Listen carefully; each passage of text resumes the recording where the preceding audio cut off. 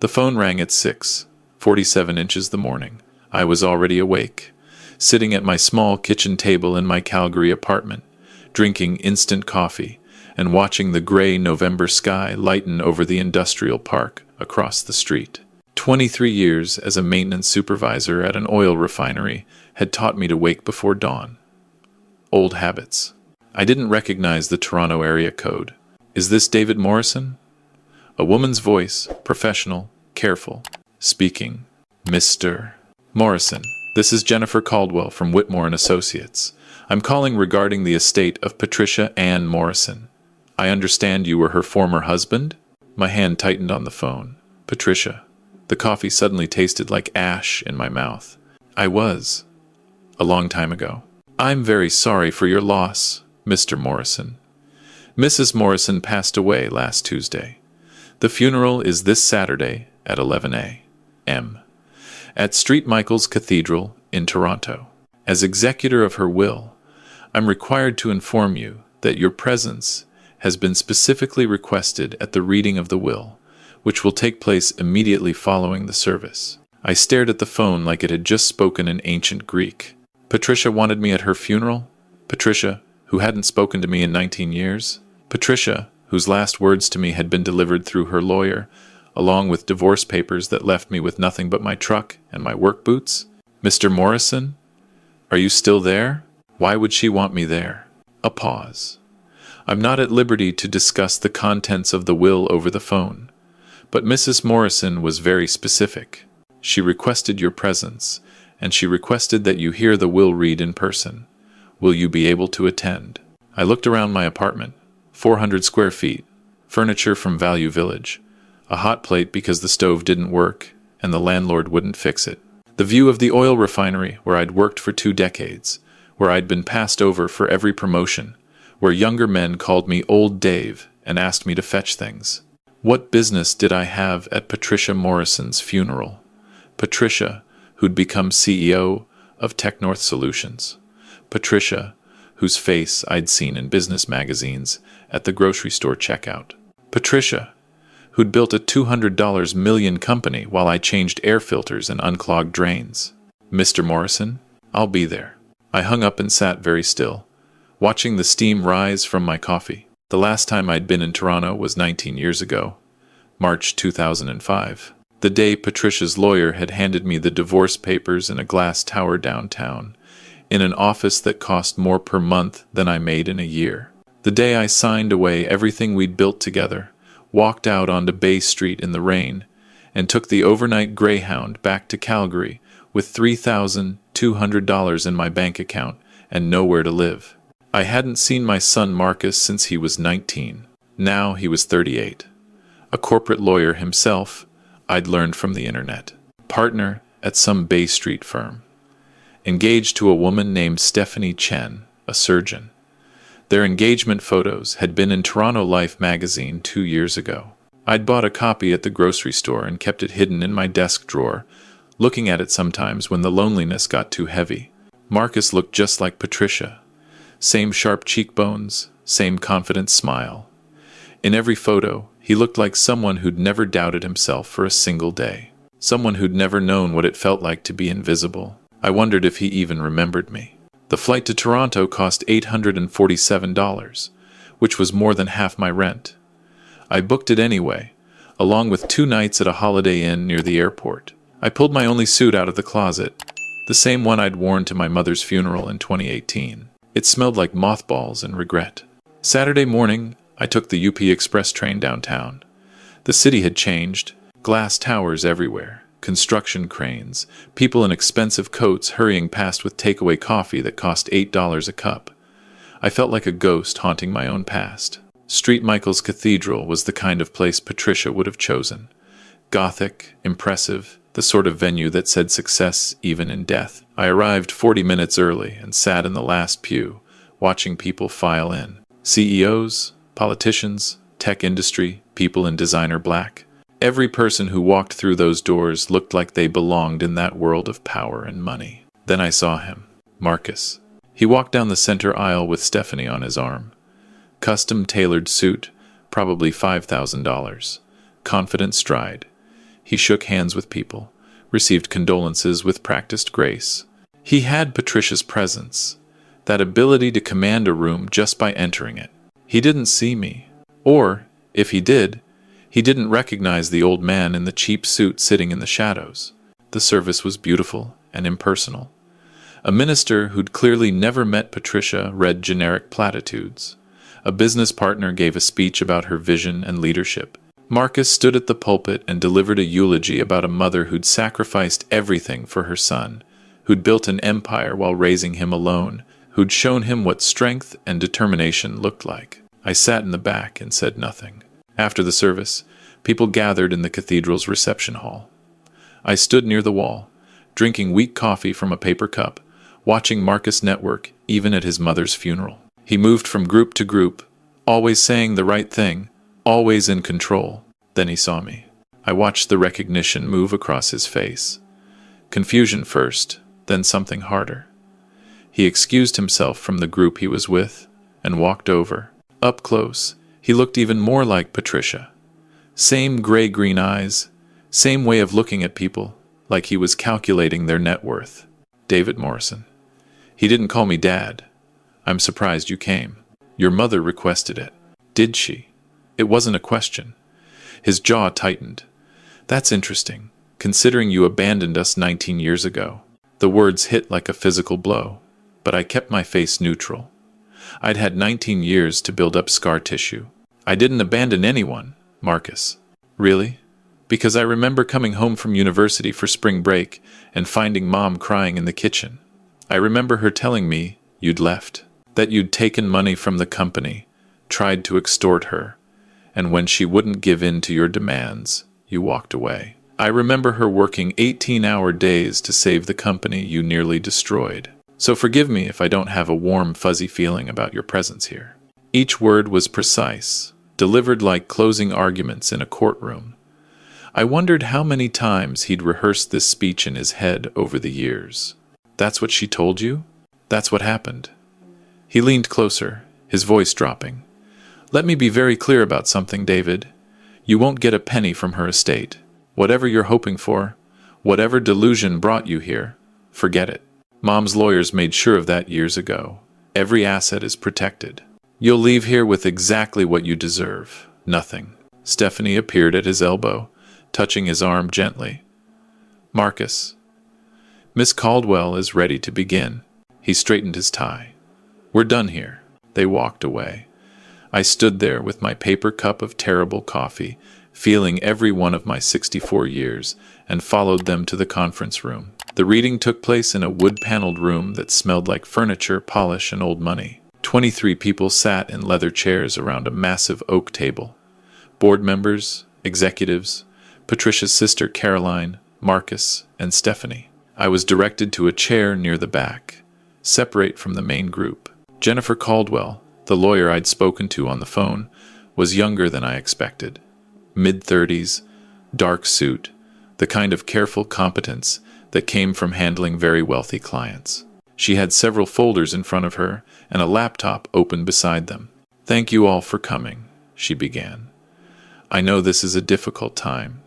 Mrs. Morrison was very specific about how she wanted her final wishes carried out. She recorded a video message to be played before the reading of her will.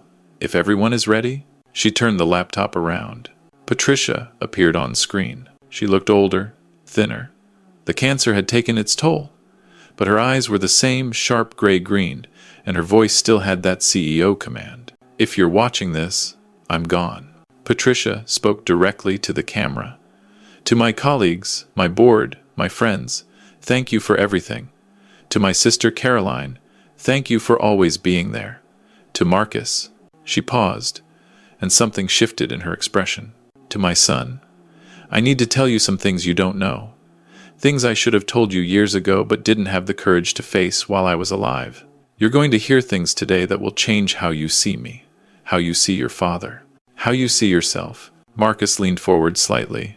Around the table, people shifted in their seats. In 2004, TechNorth Solutions was in trouble. We'd overextended on 3 major contracts. Our cash flow was critical. The company was going to fail, and I was going to lose everything. You were 19, Marcus. You were at Queen's University, doing so well. I couldn't let you see me fail. I couldn't let everything I'd built collapse. Patricia's hands trembled slightly on screen. So I did something illegal. I manipulated our financial reports to our investors. I showed profits that didn't exist. I secured funding based on falsified documents. It worked. The company survived. But what I did was securities fraud. If it had been discovered, I would have gone to prison for 10 to 15 years. The company would have been destroyed. Our investors would have lost millions. And you, Marcus, would have been the son of a criminal. The room was absolutely silent. Your father found out. David discovered the discrepancies in the books. He was our accountant, and he was good at his job. He came to me with the evidence, and I broke down. I told him everything. I begged him to help me fix it, to help me cover it up. And he said no. On screen, Patricia's eyes filled with tears. He said no because it was the right thing to do. He wanted me to come clean, face the consequences. But I couldn't do that. I couldn't go to prison. I couldn't let you see me that way, Marcus. So I gave David a choice. I told him I'd found evidence that he was the one who'd falsified the documents, that he'd been embezzling money, that I had enough proof to send him to prison instead of me. I told him I'd already shown my lawyers in the board preliminary evidence. I told him that if he went to the authorities with the truth, I'd destroy him first, and I had enough power and money to make it stick. Marcus's face had gone pale. I gave him an option. Leave quietly, take the divorce, take nothing, sign an NDA, and never come back. Let me tell you and everyone else that he was the criminal. Let his reputation be destroyed instead of mine. In exchange, I'd leave him free. No prosecution, no prison, just exile. Patricia wiped her eyes with a tissue. He chose exile. For you, Marcus. Because if I'd gone to prison, your father would have been raising a 19-year-old alone, with no money, no company, with his mother's criminal trial splashed across every newspaper in Canada. Your future would have been destroyed. Medical school applications, law school applications, they all ask about parental criminal history. David knew that. He knew that me going to prison would ruin your life. So he took the blame. He let me paint him as a thief and a liar. He let you hate him. He spent 19 years working manual labor jobs, living in poverty, never defending himself, never telling you the truth, because he loved you more than he loved his own reputation. I sat very still, watching Marcus. His hands were gripping the armrests of his chair so tightly his knuckles had turned white. Stephanie had her hand over her mouth. The truth is, I was the criminal. I was the fraud. Everything you've admired about me, Marcus, everything you thought I built through hard work and integrity, was built on a lie.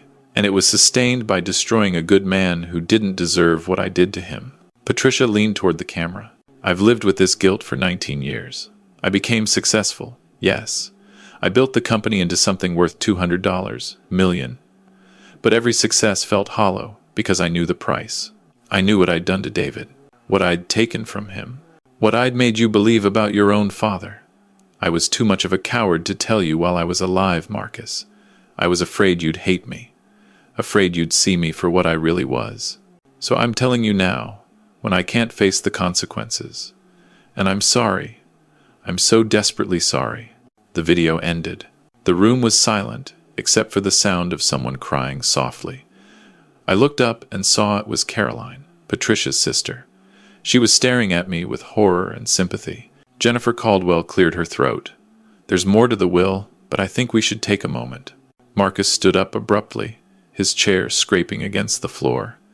He looked at me, and I saw everything Patricia had just destroyed in his eyes. Every belief he'd held about his childhood, about his mother, about me. Marcus, I said quietly. He turned and walked out of the room. Stephanie followed him. We sat in silence for 3 minutes. Then Jennifer Caldwell continued. Mrs. Morrison's will is quite specific. To her sister Caroline, she leaves her personal jewelry and a trust fund of $5 million. To various charities, another $15 million. To her board members and key executives, stock options and bonuses, totaling approximately $30 million. To her son, Marcus Morrison. She paused. Mrs. Morrison leaves the sum of $1, along with a letter. The shock around the table was palpable. The remainder of her estate, including all shares in Tech North Solutions, her properties, her investments, and all remaining assets, valued at approximately $150 million, she leaves to David Morrison, her former husband.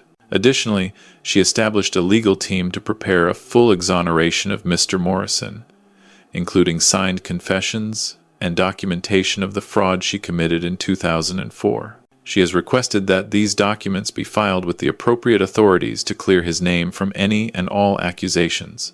She has also established a $10 million fund specifically for Mr. Morrison to use as he sees fit, with no restrictions.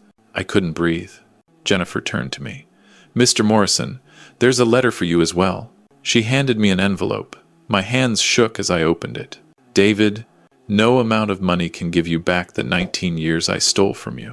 No confession can restore your relationship with our son. No legal exoneration can erase the damage I did to your reputation, your career, your life.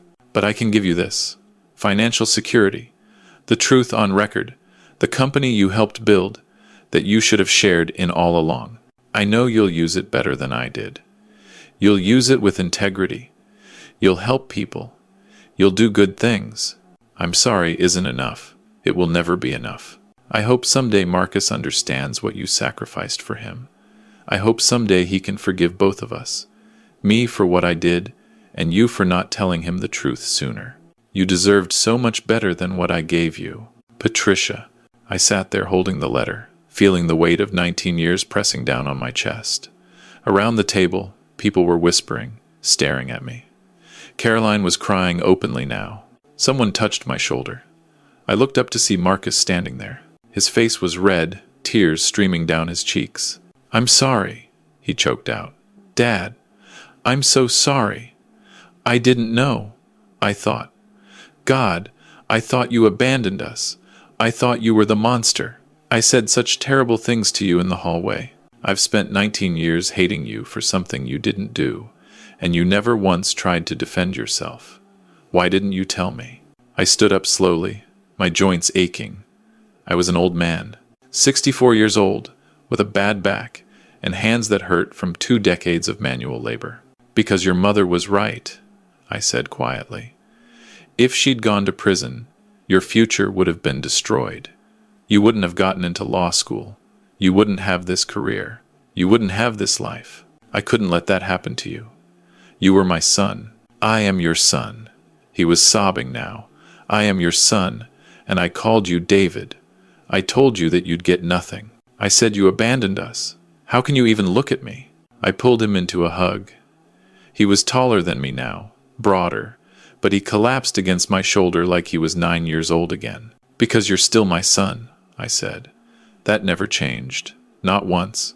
We stood there in that conference room full of millionaires and executives, and my son cried into my shoulder while I held him and felt something broken inside me slowly start to heal. Later, after the lawyers had gone through the rest of the will, after people had filed out in shocked silence, after Caroline had hugged me and apologized through tears for believing Patricia's lies, Marcus and I sat alone in the conference room. The $1, I said. Why did she do that to you? Marcus shook his head. There was a second letter.